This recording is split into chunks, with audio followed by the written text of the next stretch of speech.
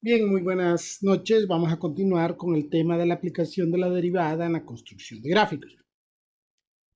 Entonces habíamos dicho que de la primera derivada se iba a obtener la siguiente información. Íbamos a tener los números críticos, que fue lo que determinamos, y vamos a determinar los intervalos donde la función es creciente y o decreciente y puntos máximos y mínimos.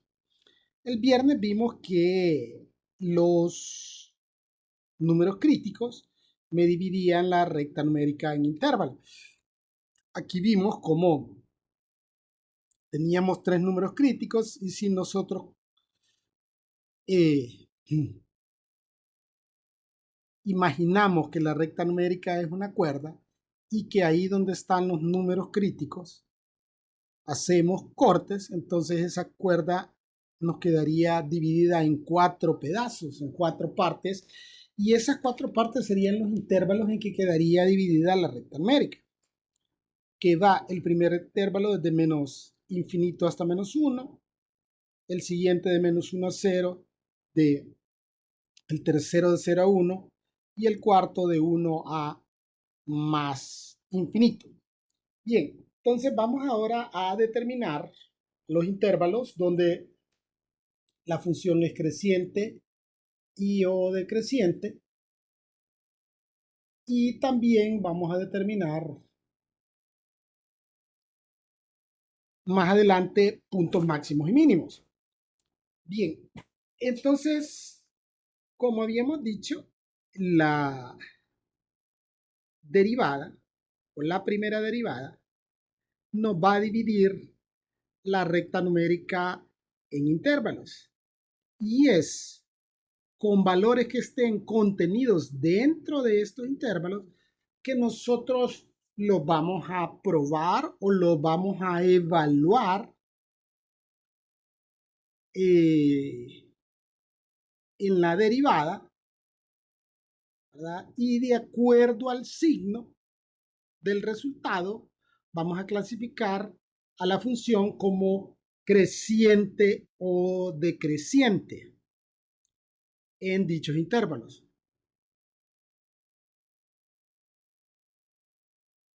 A ver aquí, tal vez faltó agregarle eso ahí.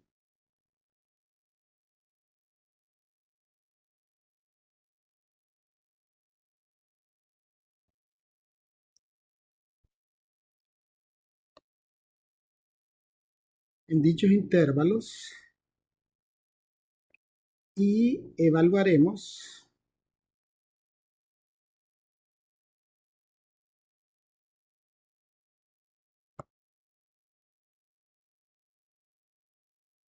en f' de x. Y de acuerdo al signo del resultado, vamos a clasificar la función como creciente o decreciente. En los exámenes les van a proporcionar así este cuadrito, ¿verdad? Y en este cuadrito usted va a ir colocando toda la información. A esto le denominamos nosotros cuadro resumen. Y con la información, ¿verdad?, de estos cuadros resumen, es que nosotros vamos a construir el gráfico de la función. Entonces les decía, en los exámenes la ventaja es que les proporcionan los cuadros resumen, y entonces tiene la ventaja porque, por ejemplo, en este caso nosotros tenemos tres números críticos. Entonces el cuadrito en el examen le va a traer las casillas para esos tres números críticos. Y eso de alguna forma nos ayuda porque si me dan una casilla que tiene tres números críticos y yo solo tengo dos es porque me hace falta uno. O si tiene dos casillas y yo tengo tres es porque me está sobrando uno, es porque algún error hemos cometido. Entonces ubicamos los números críticos tal como aparecen en la recta numérica. Mire que esto simula ser una recta numérica. Entonces ubicamos los números críticos: menos 1, 0 y 1. Entonces, dijimos que los intervalos quedaban conformados desde menos infinito hasta menos 1. Nótese que siempre el extremo izquierdo del primer intervalo siempre va a ser menos infinito y el extremo derecho del último intervalo va a ser más infinito.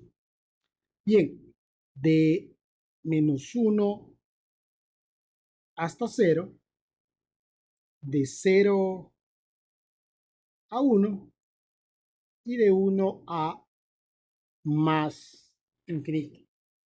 Bien, vamos a tomar valores que estén contenidos dentro de estos intervalos y los vamos a evaluar en la primera derivada para determinar si la función es creciente o decreciente en esos intervalos. Entonces vamos a tomar un número cualquiera que esté contenido dentro del intervalo. Eso implica que no puede ser los extremos, ¿no? Entonces aquí entre menos infinito y menos 1, menos 2, digamos, pero puede ser cualquier valor, ¿va? Puede ser menos 3, menos 100, pero uno trata de buscar los valores que sean más sencillos de evaluar. Entre menos 1 y 0, podríamos utilizar menos un medio, entre 0 y 1, un medio, y entre 1 y más infinito, 2. Entonces necesitamos evaluar estos valores en la primera derivada para, de acuerdo al signo, dijimos, clasificar a la función como creciente o decreciente en estos intervalos. Entonces vamos a realizar lo que de ahora en adelante vamos a denominar prueba de la primera derivada.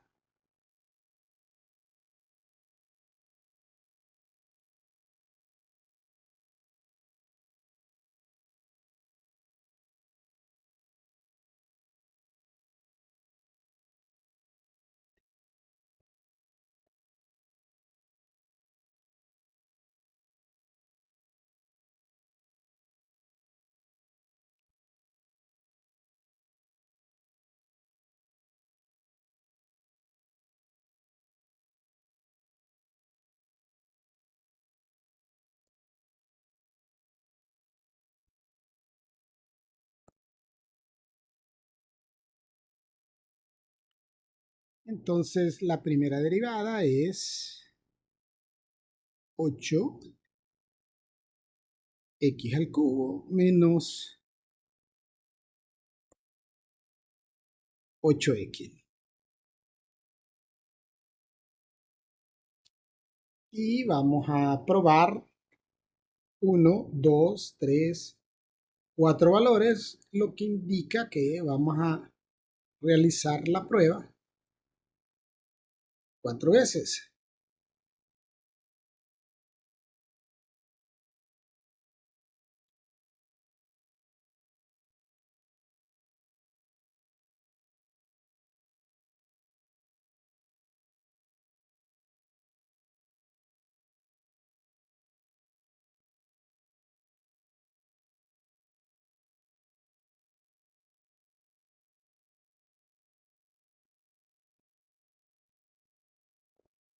Entonces sustituimos los valores. Menos 2. Entonces aquí menos 2 al cubo es menos 8. Menos 8 por 8 menos 64 y aquí sería más 16. Menos 64 más 16 me va a dar como resultado un número negativo, ¿verdad? No me interesa el valor numérico. No me interesa que aquí me dé como resultado negativo 48. Lo único que me interesa es si esto es positivo o negativo, porque la definición de función creciente o función decreciente gira alrededor del signo de la derivada. Si es positiva, es creciente, y si es negativa, es decreciente. Bien, sustituimos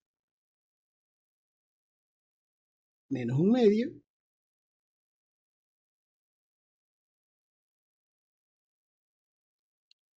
Entonces, menos un medio elevado al cubo es menos un octavo por 8 menos 1, y aquí sería 4, ¿verdad? Menos 1 más 4 me va a dar como resultado un número positivo. Luego sustituimos un medio. Un medio al cubo es un octavo por 8, 1.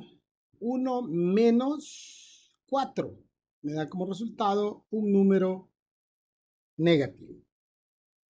Finalmente, sustituimos 2. 2 al cubo es 8 por 8, 64. 64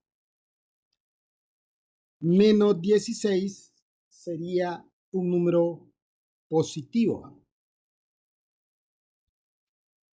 Entonces, vamos a colocar aquí cuál es el signo del resultado. Aquí nos dio signo negativo, positivo, negativo y positivo. Entonces, en este intervalo, la función decrece porque, de acuerdo a nuestra definición, si la primera derivada es negativa, la función decrece. Donde es positiva, la función crece. Decrece. Y aquí crece. Bien, luego vamos a llenar esta información.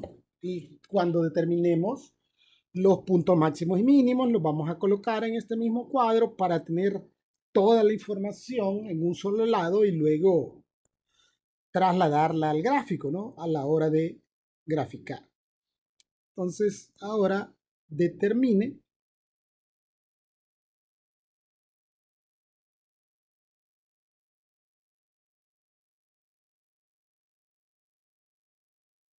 todos los puntos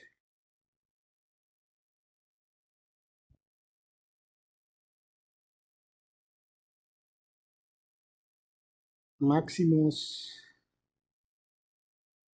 y mínimos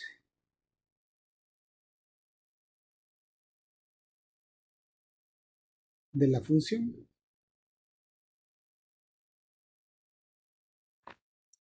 Bien, y los puntos máximos y mínimos de una función se determinan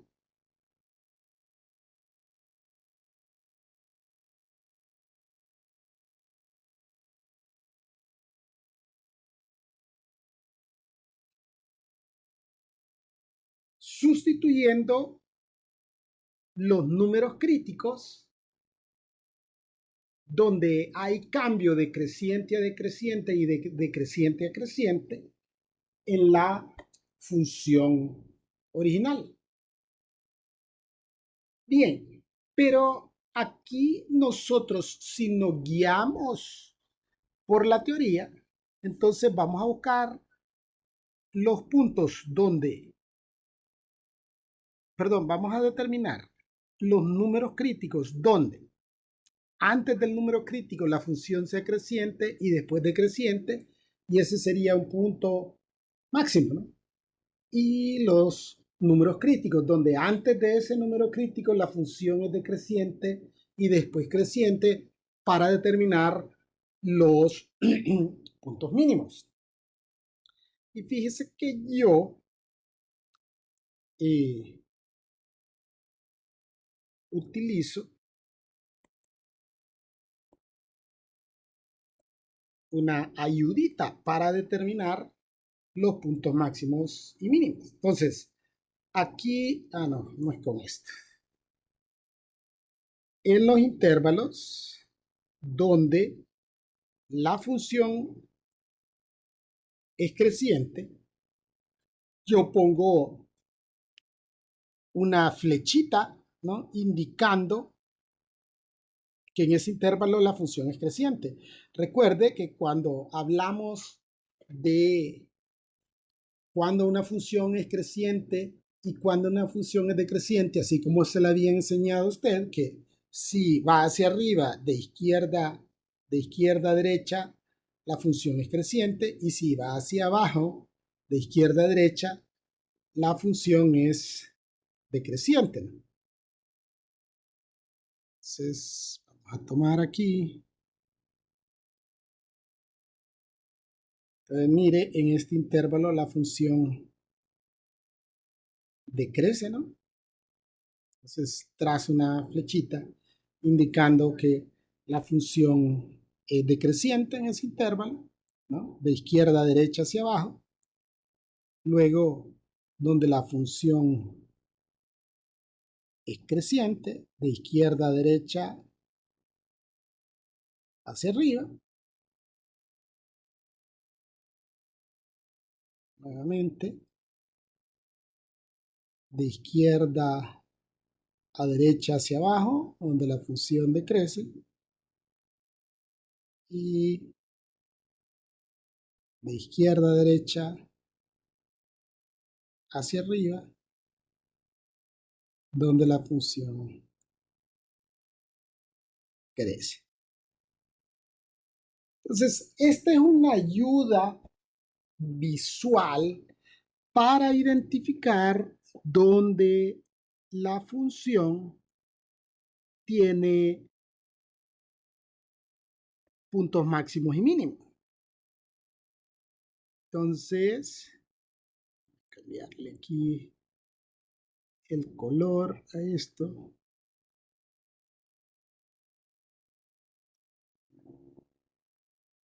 Vamos a poner algo así.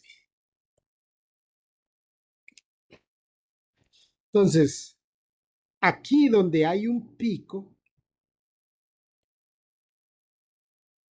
tendríamos un punto máximo, ¿verdad? Porque de acuerdo a la definición, aquí la primera derivada es positiva. Bueno, y ya está, ¿no? Aquí, que es positiva la primera derivada. Y después de este número crítico 0, la primera derivada es negativa. Entonces ahí hay un punto máximo, pero yo puedo identificarlo visualmente, ¿verdad? Viendo que aquí hay un piquito. Y la definición de punto mínimo dice donde número crítico, donde antes del número crítico la primera derivada es negativa y después de ese número la primera derivada es positiva. Entonces, aquí tenemos un punto mínimo y lo identificamos por el piquito invertido, pero también tengo otro piquito invertido aquí. Entonces, eso implica que tengo dos puntos mínimos y un punto máximo. Y dijimos que para calcular los puntos máximos y mínimos, todo lo que es punto, es decir, que se trasladará al plano cartesiano, se obtiene evaluando en la función original.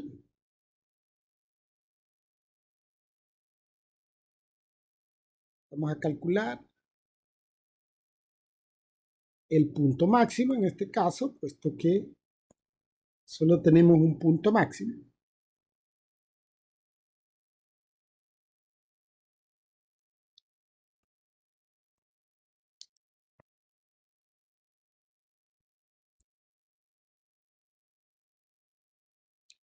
Entonces es en la función original. Entonces x a la 4 menos 4x al cuadrado.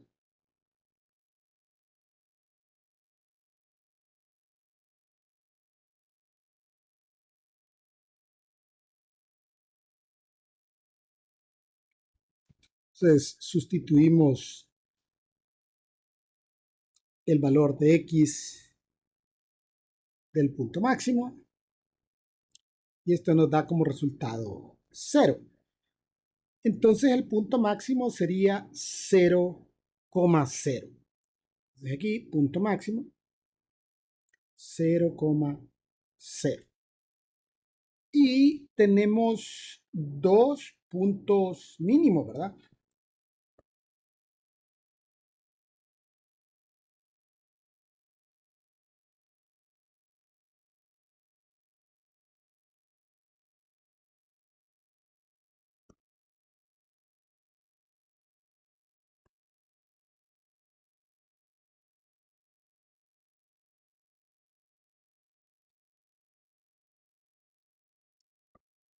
Entonces los puntos mínimos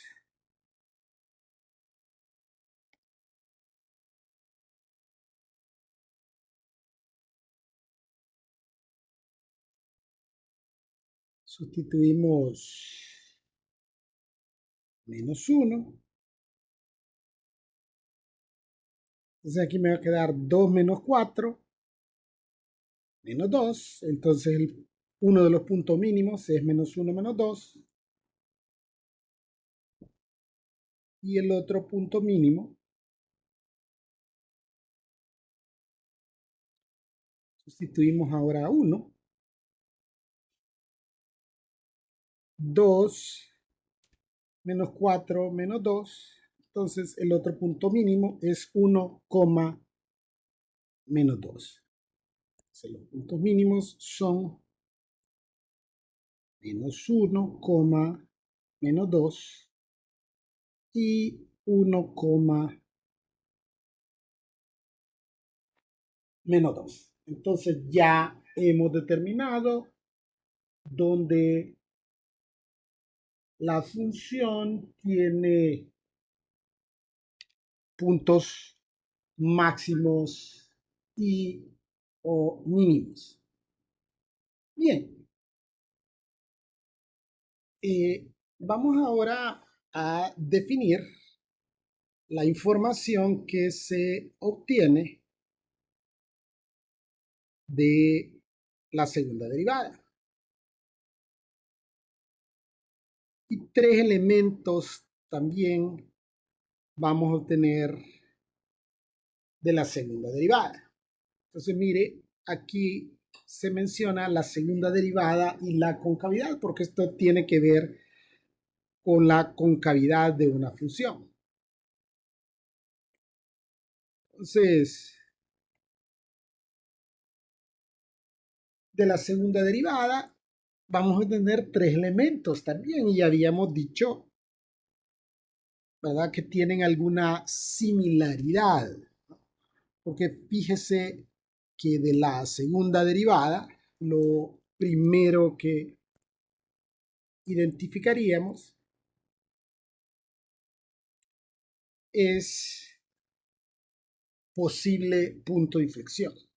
Y dice que el número real x igual c es un valor posible punto de inflexión de la función si la segunda derivada evaluada en ese posible punto de inflexión me da como resultado 0, o bien la segunda derivada evaluada en ese posible punto de inflexión no existe. Entonces se determina de la misma forma en que se determinan los números críticos, solo que en este caso con la segunda derivada. En los casos donde la segunda derivada no existe, se refiere a los casos de funciones racionales y los valores que hacen ser el denominador, o en los casos de raíces pares, los valores que hagan que lo que está dentro de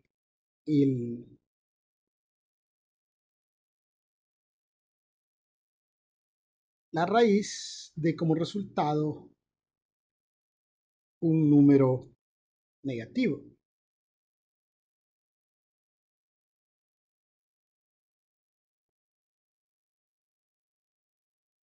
Entonces, vamos a poner aquí como un subtítulo aquí 2. Sería el otro elemento.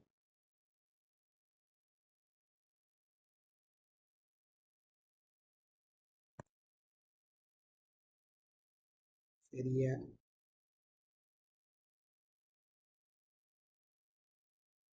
concavidad. Y como hay dos tipos de concavidad, entonces la concavidad hacia arriba, una función es cóncava hacia arriba en su dominio o intervalo cuando la segunda derivada es positiva para cualquier valor de x en el dominio o intervalo. Luego, concavidad hacia abajo, una función es cóncava hacia abajo en su dominio o intervalo cuando la segunda derivada es negativa para cualquier valor de x en el dominio o intervalo. Al igual que con los números críticos, los posibles puntos de inflexión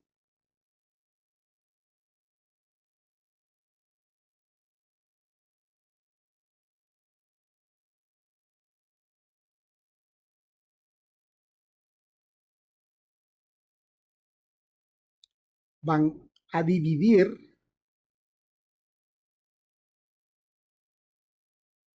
la recta numérica en intervalos, ¿verdad?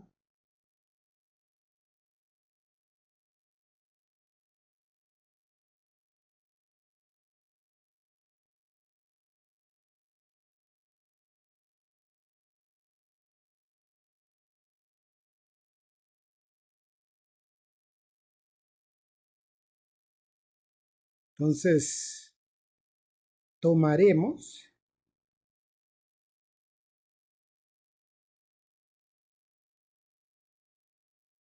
valores contenidos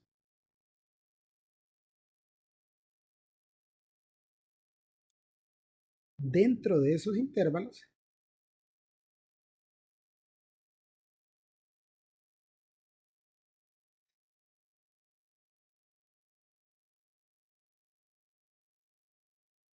y los vamos a evaluar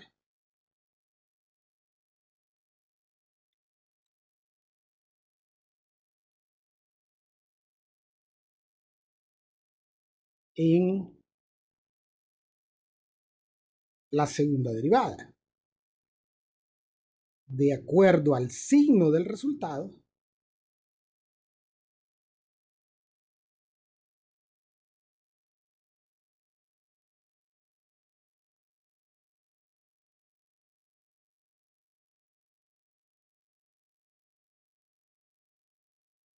clasificaremos la concavidad.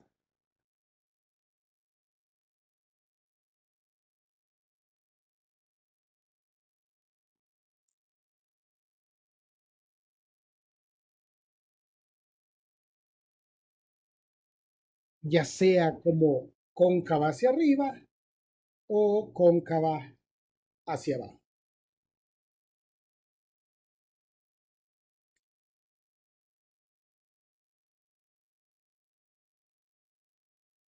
Y finalmente,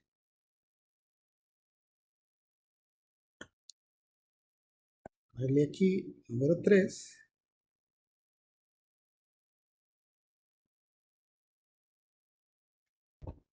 punto de inflexión.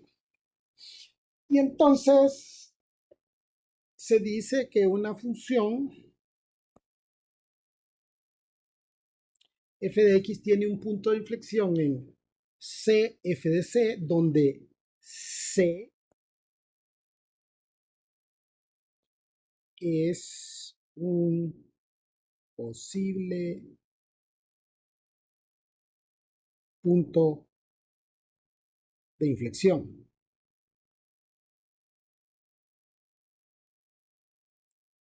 Se convierte en punto de inflexión si la función cambia de cóncava hacia arriba a cóncava hacia abajo en eje punto o viceversa. Es decir, que puede ser cóncava hacia abajo y después cóncava hacia arriba. No importa si hay cambio de concavidad, se denomina punto de inflexión. Bien, entonces vamos a continuar con el mismo ejemplo.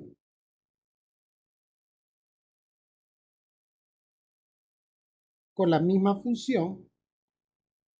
Y ahora vamos a determinar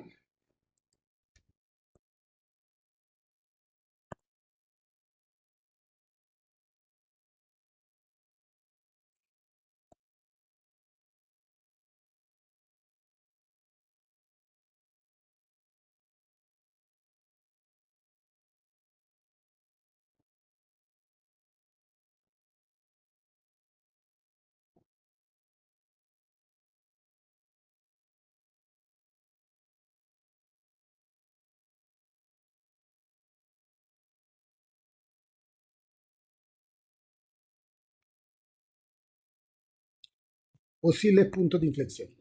Como los posibles puntos de inflexión se obtienen de la segunda derivada, entonces vamos a determinar la segunda derivada. Entonces, como la primera derivada es 8x al cubo menos 8x, entonces la derivada de 8x al cubo sería 24x cuadrado y la derivada de 8x es 8. Como es una función polinómica, entonces los únicos posibles puntos de inflexión que tendrá son donde la segunda derivada se hace 0. Entonces, igualamos a 0 la segunda derivada.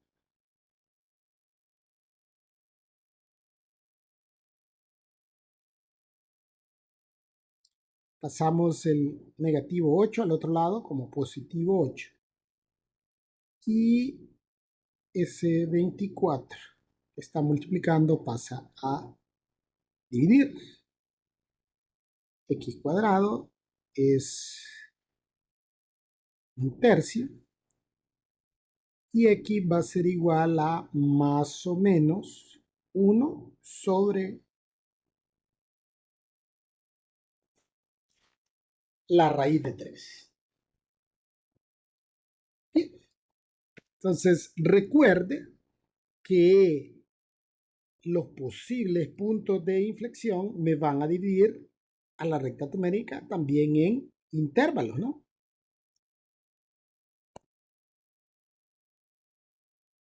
Y es con valores contenidos dentro de esos intervalos y evaluándolos en la segunda derivada que yo voy a determinar si la función es cóncava hacia arriba o cóncava hacia abajo en esos intervalos.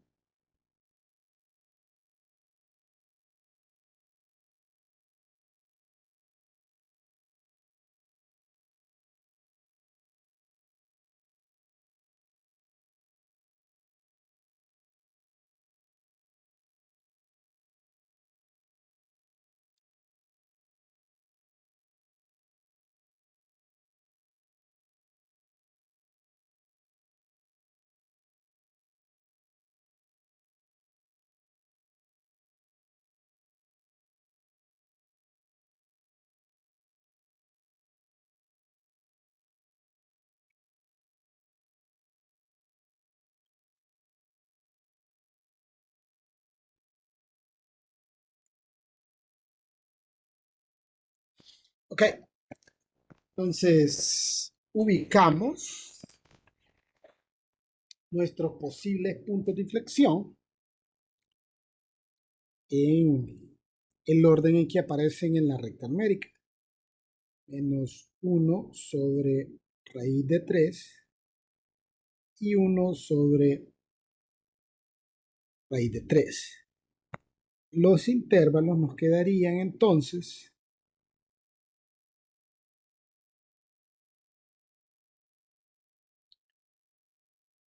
desde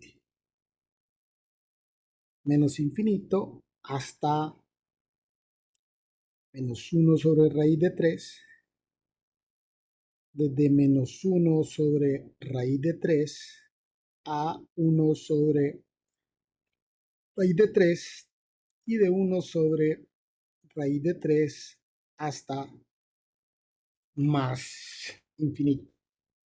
Vamos a tomar valores de prueba, números contenidos dentro del intervalo. Menos 1 porque 1 sobre raíz de, menos 1 sobre raíz de 3 es como negativo 0.58.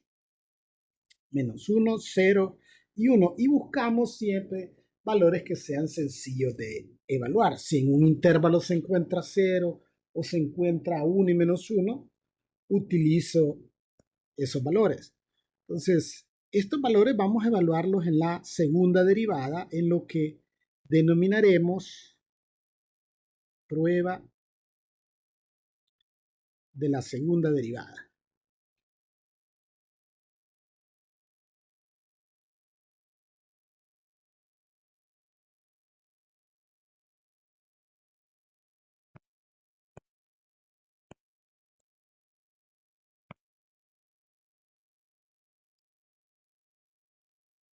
Entonces, evaluamos esos valores en la segunda derivada.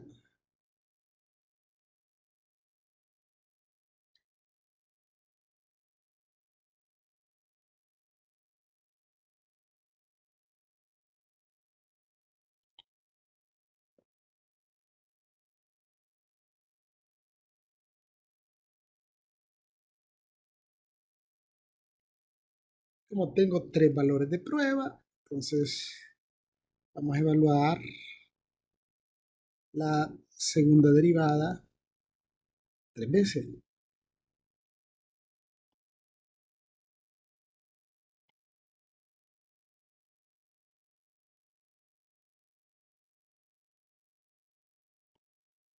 Entonces sustituimos menos 1, 0 y 1. Entonces 24 menos 8 da un número positivo, 0 menos 8 negativo y 24 menos 8 nos da un número positivo. Entonces, en este intervalo, la segunda derivada y bueno, voy a cambiar después porque aquí no son números críticos, aquí es la segunda derivada, aquí es concavidad y aquí son puntos de inflexión. Voy a cambiar el cuadro para mañana. Y aquí es negativa y aquí es positiva. Entonces, donde la segunda derivada es positiva, la función es cóncava hacia arriba, donde es negativa, cóncava hacia abajo, y aquí en este intervalo. Entonces, si usted se fija, aquí en negativo 1/3 y en 1/3 hay cambio de concavidad. Aquí viene cóncava hacia abajo, después cóncava hacia arriba, cambio de concavidad, al igual que hay en menos 1 sobre raíz de 3, lo que implica que en estos dos valores hay puntos de inflexión. Aquí se denominan posibles puntos de inflexión, pero una vez que hemos determinado que en efecto hay cambio de concavidad, entonces ahora los denominaríamos puntos de inflexión. Y este es el valor de x de los puntos de inflexión. Tendríamos que evaluarlas en la función original para determinar lo que son puntos de inflexión, que los vamos a calcular el día de mañana porque ya se nos acabó el tiempo.